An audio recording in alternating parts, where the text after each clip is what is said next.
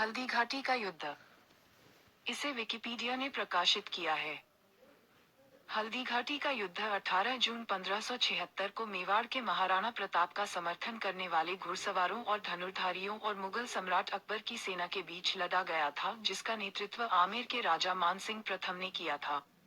इस युद्ध में महाराणा प्रताप को मुख्य रूप से भील जनजाति का सहयोग मिला।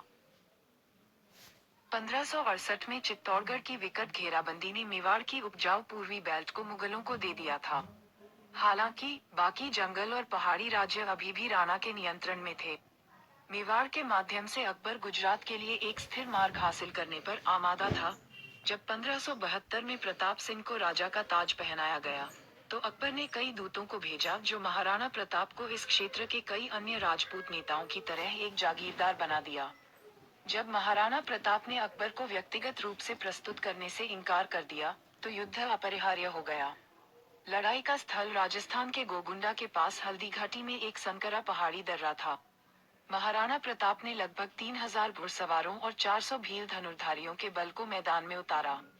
मुगलों का नेतृत्व आमेर के राजा मान सिंह ने किया था, जिन्होंने लगभग 5000-10,000 लोगों की सेना की कमान संभाली थी। 3 घंटे से अधिक समय तक चले भयंकर युद्ध के बाद महाराणा प्रताप ने खुद को जख्मी पाया, जबकि उनके कुछ लोगों ने उन्हें समय दिया। वे पहाड़ियों से भागने में सफल रहे और एक और दिन लड़ने के लिए जीवित रहे। मेवाड़ के हताहतों की संख्या लगभग 1600 पुरुषों की थी। मुगल सेना ने 150 लोगों को खो दिया, जिसमें 350 अन्य घायल हो गए। इसका कोई नतीजा नहीं निकला, जबकि वे गोगुंडा और आसपास के क्षेत्रों पर कब्जा करने में सक्षम थे। वे लंबे समय तक उन पर पकड़ बनाने में असमर्थ थे।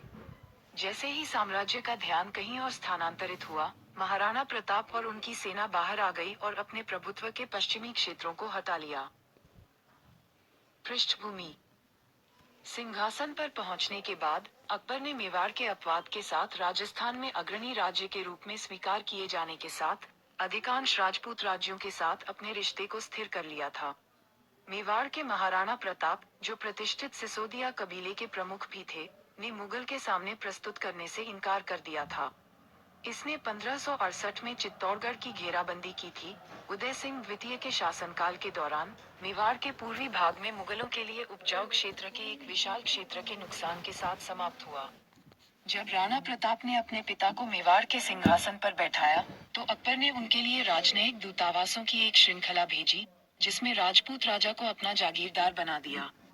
इस लंबे समय के मुद्दे को हल करने की उनकी इच्छा के अलावा अकबर गुजरात के साथ संचार की सुरक्षित लाइनों को अपने नियंत्रण में मेवाड़ के जंगली और पहाड़ी इलाके चाहता था। पहला दूत जलाल खान कुर्ची था, जो अकबर का एक पसंदीदा नौकर था, जो अपने मिशन में असफल था। इसके बाद अकबर ने कछवा वंश के साथी राजपूत अंबर को भेजा, जिसकी किस्मत मुगलों के अधीन थी। लेकिन वह भी प्रताप को समझाने में नाकाम रहे। राजा भगवंत दास अकबर की तीसरी पसंद थे, और उन्होंने अपने पूर्ववर्तियों से बेहतर प्रदर्शन किया। राणा प्रताप को अकबर द्वारा प्रस्तुत एक रौब दान करने के लिए पर्याप्त रूप से भेजा गया था और अपने युवा बेटे अमर सिंह को मुगल दरबार में भेजा था। हालांकि यह अकबर द्वारा असंतोषजनक माना जाता था, जो खुद चाहते थे कि राणा उन्हें व्यक्तिगत रूप से प्रस्तुत करें। एक अंतिम दूत टोडरमल को बिना किसी अनुकूल परिणाम के मेवाड़ भेज दिया गया। प्रयास विफल होने के साथ युद्ध तय था। प्रस्तावना। राणा प्रताप, जो कुंभलगढ़ के रॉक किले में सुरक्षित थे, ने उदयपुर के पास गोगुंडा शहर में अपना आधार स्थापित किया। अकबर ने अपने कबीले के वंशानुगत विरोधी मेवाड़ के सिसोदिया के साथ युद्ध करने के लिए कछवा मानसिंह की प्रतिनियुक्ति की। मानसिंह ने मांडलगढ़ में अपना आधार स्थापित किया, जहां उन्होंने अपनी सेना जुटाई और गोगुंडा के लिए प्रस्थान किया। गोगुंडा के उत्तर में लगभग 14 मील की दूरी पर खमनोर गांव स्थित है, जिसकी चट्टानों के लिए हल्दी घाटी नामक अरावली पर्वतमाला के एक भाग से गोगुंडा को अलग किया गया था, जिसे कुचलने पर हल्दी पाउडर जैसा दिखने वाला एक चमकदार पीला रंग का उत्पादन होता था। राणा, जिसे मानसिंह के आंदोलनों से अवगत कराया गया था, को मानसिंह और उसकी सेनाओं की प्रतीक्षा में हल्दीघाटी दर्रे के प्रवेश पर तैनात किया गया था। युद्ध 18 जून 1576 को सूर्योदय के 3 घंटे बाद शुरू हुआ। सेना की ताकत। मेवाड़ी परंपरा और कविताओं के अनुसार राणा की सेना की संख्या 20,000 थी, जिन्हें मानसिंह की 80,000, मजबूत सेना के खिलाफ खड़ा किया गया था। हालांकि जदुनाथ सरकार इन संख्याओं के अनुपात से सहमत है, लेकिन उनका मानना कि मानसिंह के युद्ध हाथी पर कूदते हुए राणा प्रताप के घोड़े चेतक की लोकप्रिय कहानी के रूप में अतिरंजित है। सतीश चंद्र का अनुमान है कि मानसिंह की सेना में 5,000-10,000 पुरुष शामिल थे, जिसमें मुगल और राजपूत दोनों शामिल थे। दोनों पक्षों के पास युद्ध के हाथी थे, लेकिन राजपूतों के पास कोई गोला बारूद या तोपें नहीं थी। मुगलों ने बिना पहिए के तोपखाने या भारी आयुध का मैदान नहीं बनाया, बल्कि कई कस्तूरी को रोजगार दिया। सेना का गठन।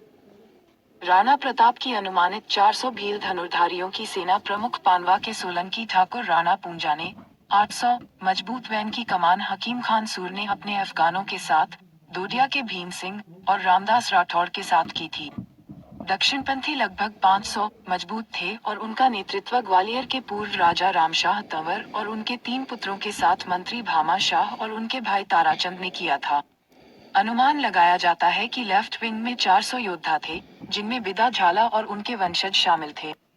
प्रताप अपने घोड़े के साथ केंद्र में लगभग 1,300 सैनिकों का नेतृत्व किया। बाज, पुजारी और अन्य नागरिक भी गठन का हिस्सा थे और लड़ाई में भाग लिया। भील गेंदबाजों को पीछे लाया। मुगलों ने 85 रेखाओं के एक दल को अग्रिम पंक्ति में रखा, जिसका नेतृत्व बरहा के सैयद हाशिम ने किया। उनके बाद मोहरा था, जिसमें जगन्नाथ के नेतृत्व वाले कछवा राजपूतों के पूरक और बख्शी अली आसफ खान के नेतृत्व वाले मध्य एशियाई मुगलों का समावेश था। माधो सिंह कछवा के नेतृत्व में एक बड़ा अग्रिम रिजर्व आया, जिसके बाद मान सिंह खुद केंद्र के साथ थे। मुगल वामपंथी विंग की कमान बदख्शां के मुल्ला काजी खान और सांभर के राव लोनकर ने संभाली थी और इसमें फतेहपुर सीकरी के शेख जादो, सलीम चिश्ती के रिश्तेदारों को शामिल किया था। साम्राज्यवादी ताकतों का सबसे मजबूत घटक निर्णायक दक्षिणपंथी में तैनात था, जिसमें बरहा के सैयद शामिल थे।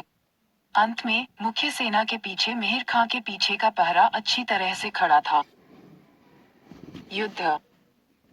दोनों सेनाओं के बीच असमानता के कारण राणा ने मुगलों पर एक पूर्ण ललाट हमला करने का विकल्प चुना, जिससे उनके बहुत से लोग मारे गए। हताश प्रभारी ने शुरू में लाभांश का भुगतान किया।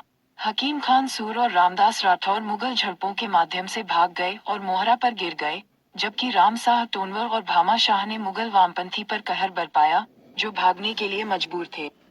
उन्होंने अपने दक्षिणपंथियों की शरण ली, जिस पर बिदा झल्ला का भी भारी दबाव था। मुल्ला काजी खान और फतेहपुरी शेखजादों के कप्तान दोनों घायल हो गए, लेकिन सैयद बरहा ने मजबूती से काम किया और माधो सिंह के अग्रिम भंडार के लिए पर्याप्त समय अर्जित किया। मुगल वामपंथी को हटाने के बाद रामशाह तोवर ने प्रताप से जुड़ने के लिए खुद को केंद्र की ओर बढ़ाया। वह जगन्नाथ कछवा द्वारा मारे जाने तक वह प्रताप को सफलतापूर्वक बचाए रखने में सक्षम थे। जल्द ही मुगल वैन, जो बुरी तरह से दबाया जा रहा था, माधो सिंह के आगमन से उबर गया था, जो वामपंथी दलों के तत्वों ने बरामद की थी, और सामने से सैयद हाशिम के झड़पों के अवशेष थे। इस बीच दोनों केंद्र आपस में भिड़ गए थे और मेवाड़ी प्रभारी की गति बढ़ने के कारण लड़ाई और अधिक पारंपरिक हो गई थी। राणा सीधे तौर पर मानसिंह से मिलने में असमर्थ थे और उन्हें माधो सिंह कछवाह के खिलाफ खड़ा किया गया था। दोडिया कबीले के नेता भीम सिंह ने मुगल हाथी पर चढ़ने की कोशिश की, परंतु अपनी जान गंवा बैठे। गतिरोध को तोड़ने और गति को प्राप्त करने के लिए महाराणा ने अपने पुरस्कार हाथी लोना को मैदान में लाने का आदेश दिया। मानसिंह के जवाबी हमला के लिए गजमुक्ता को भेजा ताकि लोना का सिर काट दिया जा सके। मैदान पर मौजूद लोगों को चारों ओर फेंक दिया गया, क्योंकि दो पहाड़ जैसे जानवर आपस में भिड़ गए थे। जब उसके महावत को गोली लगने से जख्मी हुआ तो लोना को ऊपरी हाथ दिखाई दिया और उसे वापस जाना पड़ा। अकबर के दरबार में स्तुति करने वाले स्थिर और एक जानवर के मुखिया राम प्रसाद के नाम से एक और हाथी को लोना को बदलने के लिए भेज दिया गया। दो शाही हाथी गजराज और रणमदार घायल गजमुक्ता को राहत देने के लिए भेजे गए और उन्होंने राम प्रसाद पर आरोप लगाए। राम प्रसाद का महावत भी घायल हो गया था, इस बार एक तीर से, और वह अपने माउंट से गिर गया। हुसैन खान मुगल फौजदार राम प्रसाद पर अपने ही हाथी से छलांग लगाते हैं और दुश्मन जानवर को मुगल पुरस्कार देते हैं। अपने युद्ध के हाथियों के नुकसान के साथ मुगल मेवाड़ियों पर तीन तरफ से दबाने में सक्षम रहे और जल्द ही राजपूत नेता एक एक करके गिरने लगे। लड़ाई का ज्वार अब मुगलों की ओर झुकने लगा और राणा प्रताप ने जल्द ही खुद को तीर और भाले से घायल पाया। यह महसूस करते हुए कि अब हार निश्चित है, विदा झल्ला ने अपने सेनापति से शाही छत्र जब्त कर लिया और खुद को राणा होने का दावा करते हुए मैदान में टिके रहे। उनके बलिदान के कारण घायल प्रताप और करीब 1800 राजपूत युद्ध भूमि से भागने में सफल रहे। राजपूतों की वीरता और पहाड़ियों में घात के डर का मतलब था कि मुगलों ने पीछा नहीं छोड़ा, और इस कारण प्रताप सिंह को पर्वतों पर छिपने का मौका मिल गया। रामदास राठौर 3 घंटे की लड़ाई के बाद मैदान पर मारे गए लोगों में से एक थे। राम शाह तोव के 3 बेटे सलिवाहन, बहन और प्रताप तोव उनके पिता की मृत्यु में शामिल हो गए। मेवाड़ी सेना के लगभग 1600 सैनिकों की मृत्यु हो गई, जबकि मुगल सेना के करीब 150 सिपाही मारे गए और 350 घायल हुए। दोनों तरफ राजपूत सैनिक थे। उग्र संघर्ष में एक स्तर पर बदाऊनी ने आसफ खान से पूछा कि मैत्रीपूर्ण और दुश्मन राजपूतों के बीच अंतर कैसे किया जाए। आसफ खान ने जवाब दिया, जिसको भी आप पसंद करते हैं, जिस तरफ भी वे मारे जा सकते हैं, उसे गोली मार दें, यह इस्लाम के लिए एक लाभ होगा। के.एस. लाल ने इस उदाहरण का हवाला देते हुए कहा कि मध्ययुगीन भारत में अपने मुस्लिम आकाओं के लिए सैनिकों के रूप में हिंदू बड़ी संख्या में मारे गए।